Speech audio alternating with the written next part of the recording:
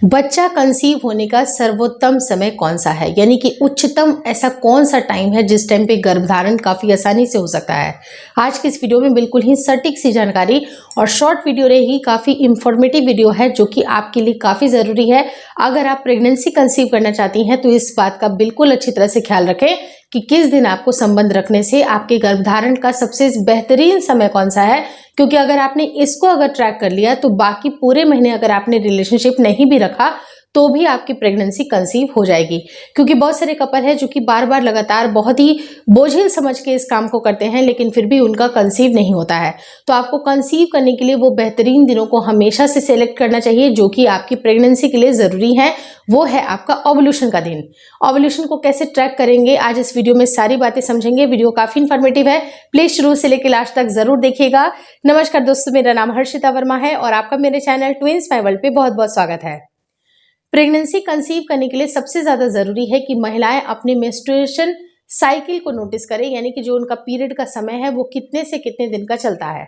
क्या लंबा चलता है, यानी कि बहुत ही लंबा 40 दिन का, 35-38 दिन का, इस तरह का चलता है, या फिर नॉर्मल साइकिल है 28 से 30 दिन वाली साइकिल है, या फिर आपकी शॉर्ट साइकिल है। तो उस हिसाब से आपके ओव्यूलेशन भी अलग अलग हो सकते हैं। ये ओव्यूलेशन का मतलब होता है कि आपके शरीर में जो अंडा है आपकी ओवरी से जब निकलता है उसी टाइम को हम ओव्यूलेशन का दिन बोलते हैं, और उसी टाइम पे अगर आप संबंध में रहती हैं तो आपके प्रेग्नेंट होने के चांसेस बनते हैं, क्योंकि जो आपके अंडे की क्वालिटी है वो इस तरह की उसकी लाइफ स्पैन है कि वो सिर्फ और सिर्फ 1 दिन तक जीवित रहती है। यानी कि पूरे के पूरे 24 घंटे में अगर जो मेल के सेल हैं, अगर हेल्दी सेल उनको मिल जाते हैं तो उसका फर्टिलाइजेशन हो जाएगा, लेकिन अगर हेल्दी सेल नहीं मिलते हैं तो फर्टिलाइजेशन नहीं हो पाएगा। तो आपको 1 दिन को, ये विशेष जो 1 दिन है इसका खासा ख्याल आपको रखना है। लेकिन सिर्फ 1 दिन के चक्कर में आपको पूरा महीना, ऐसा नहीं है कि सिर्फ और सिर्फ एक ही सटीक दिन होता है।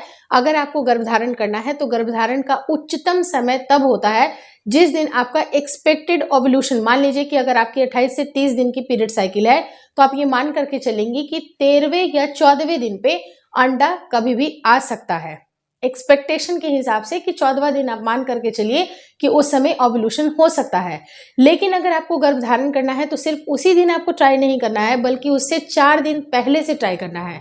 यानी कि आपको 10वें दिन से शुरुआत करनी है। 10वें दिन, 11वें दिन, 12वें दिन, 13वें दिन, 14वें दिन और 14 दिन पे एक्सपेक्टेड माना जाता है कि अंडा रिलीज होगा। लेकिन अगर आपका ये लॉजिक ये कहता है कि अंडा तो उसी दिन निकलेगा और पहले से संबंध बना करके क्या होगा, तो देखिए, अगर आप पहले से संपर्क में रहती हैं तो जो मेल के सेल होते हैं उनकी एक खास बात ये होती है कि वो 3 से 4 दिन तक, यानी कि जो अच्छे सेल्स होते हैं वो 4 दिन तक सरवाइव करते हैं। तो अगर वो पहले से ही आपकी बॉडी में अगर मौजूद होंगे और ऑल्टरनेट बेसिस पे, अगर आपको मान लीजिए कि ये काम बहुत बोझिल लग रहा है तो आप ऑल्टरनेट बेसिस पे अगर संबंध रखती हैं तो जो मेल के सेल हैं वो उनकी गुणवत्ता भी मेंटेन रहेगी, और जैसे ही आपका अंडा रिलीज होगा वैसे ही उसका फर्टिलाइजेशन हो जाएगा। और ओव्यूलेशन का दिन भी इंपॉर्टेंट है, यानी कि ये 4 दिन आप पकड़ लीजिए, और खास करके ओव्यूलेशन का दिन पकड़ लीजिए 14वां दिन, और 15वें तारीख तक भी आपको संबंध में जरूर रहना चाहिए। एग्जाम्पल के तौर पे कि अगर 14वें तारीख को अगर आपका ओव्यूलेशन हुआ है लेकिन आपको पता है कि वो 1 दिन तक जीवित रहती है, आपके अंडा जीवित रहने का जो लाइफ स्पैन होता है वो 1 दिन तक रहता है, तो आपको 15वें तारीख तक भी आपको संबंध में रहना चाहिए ताकि आपका फर्टिलाइजेशन हो पाए। लेकिन जब हमें पता नहीं होता है कि ओव्यूलेशन एकदम एग्जैक्टली 14 डे को ही हुआ है तो आप इस बात का प्रेडिक्शन नहीं लगा सकती हैं कि 1 ही दिन के बाद भी करना चाहिए। आप चाहे तो आप 1 से 2 दिन, यानी कि कपल ऑफ डेज को भी थोड़ा आगे बढ़ा सकती हैं।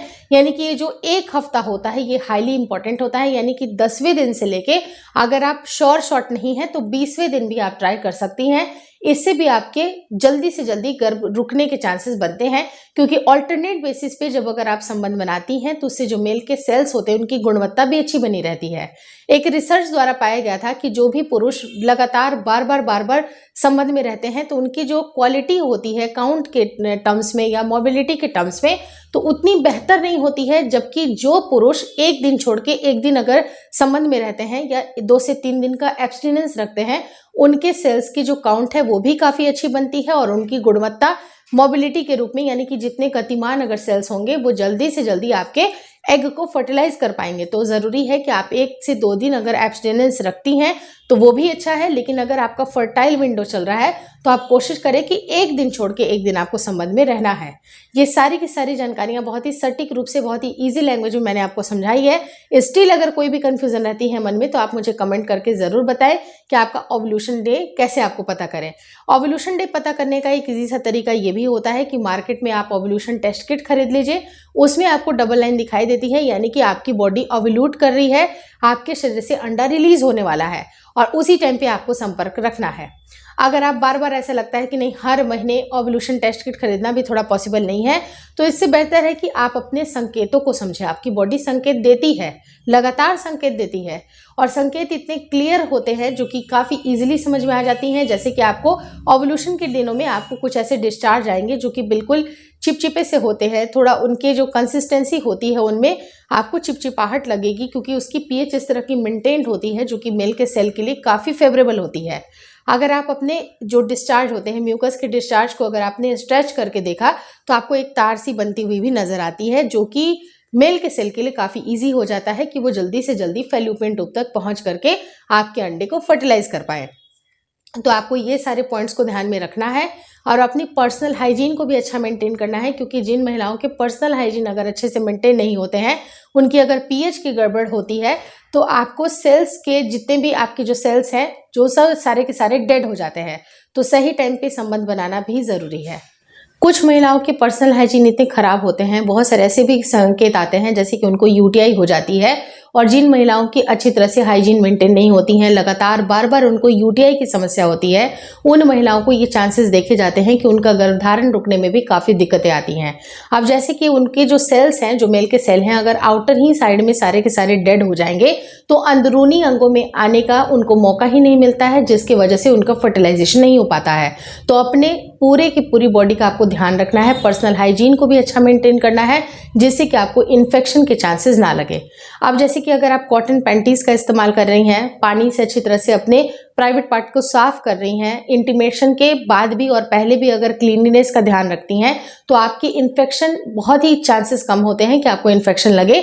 और खास करके आप अपने डाइट में पानी को बहुत ज़्यादा इंक्लूड करिएगा, यानी कि लिक्विड डाइट आपको ज़्यादा से ज़्यादा लेनी है। आपको प्रोबायोटिक्स लेनी है, जैसे कि दही या खमीर वाले जो फूड आइटम होते हैं उसका अगर आप सेवन करती हैं तो आपके पीएच भी अच्छे, जो निचले अंगों के पीएच होते हैं वो अच्छे मेंटेन होते हैं और आपको इन्फेक्शन नहीं लगती है। तो कुछ चीज़ों का अगर आप ध्यान रखती हैं तो बेसिकली आपको यूटीआई नहीं होती है, और जिसकी वजह से आपको गर्भधारण करने में भी काफ़ी ज़्यादा परेशानी नहीं होती है। तो इन सारे पहलू के ऊपर आपको ध्यान देने की ज़रूरत है। ऐसा नहीं है कि सिर्फ आपने संबंध बनाया और बाकी चीज़ों के ऊपर आपका कोई भी ध्यान नहीं है। तो सारी चीज़ें इंपॉर्टेंट है, चाहे आपकी क्लीनलीनेस हो, चाहे आपका डाइट हो, आपकी पॉजिटिव माइंडसेट हो, और बिल्कुल पॉजिटिव माइंडसेट के ही साथ आपको प्रेगनेंसी की प्लानिंग करनी है। कभी भी किसी भी काम को बोझिल समझ के आपको नहीं करना है, बल्कि आप इंजॉय करते हुए और अपने पार्टनर की सहमति के साथ, बिल्कुल कंसेंट के साथ, अगर आपके रिश्ते अच्छे हैं तो बेबी भी जल्दी कंसीव होगा। इसलिए आप पहले हौसला रखें, अपने ओव्यूलेशन को समझें, अपने बॉडी के टाइप को समझें, आपकी बॉडी आपसे क्या डिमांड करती है। सही टाइम पे ओव्यूलेशन के आपको संकेत भी मिलेंगे और उसी टाइम पे रिलेशनशिप प्लान करने से भी आपकी प्रेगनेंसी जल्दी रुकेगी। तो जैसा मैंने आपको बताया, सारी बातें समराइज करूंगी कि आपको 14वें दिन पे जो आपका ओव्यूलेशन हो रहा है तो उसके 4 से 5 दिन पहले से आपको ट्राई करना है, ओव्यूलेशन के दिन भी ट्राई करना है और ओव्यूलेशन के 1 दिन के बाद भी ट्राई करना है। लेकिन आपको ओव्यूलेशन का पता नहीं है तो क्लियर कट अंदाज में मैं आपको बताना चाहूंगी कि पीरियड के 10वें दिन से लेके 20वें दिन आपको ऑल्टरनेट बेसिस पे ट्राई करना है, जिससे कि आपका गर्भधारण जल्दी से जल्दी हो सके। Hopefully this video helps you. अगर वीडियो अच्छी लगी तो प्लीज लाइक कर दीजिएगा। चैनल पर नए हैं तो चैनल को जरूर शेयर और सब्सक्राइब करें। मुझे इंस्टाग्राम पे और फेसबुक का जो मेरा पेज है उसको लाइक और शेयर करना बिल्कुल ना भूलें। Thank you so much for watching twins my world.